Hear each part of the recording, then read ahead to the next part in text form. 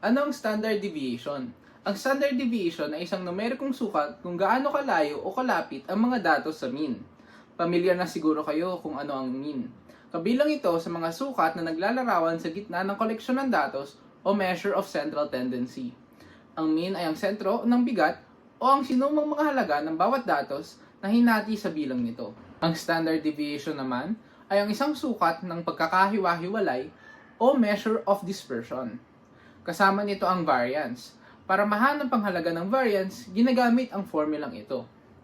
Ito ay ang isinumang layo ng bawat datos sa mean, squared, at hinati sa bilang ng mga datos. Ang standard deviation naman ay ang square root ng variance para mabalik natin ang orihinal na sukat ng ating mga obserbasyon. Kung maliit ang standard deviation, dikit-dikit ang datos sa mean. At kung malaki naman, malalayo ang datos. Naalala nyo ba ang ating outlier? Gamit ang standard deviation, ang isang outlier ay maaaring malaman kung ito ay tatlong standard deviation ng nalalayo sa ating mean.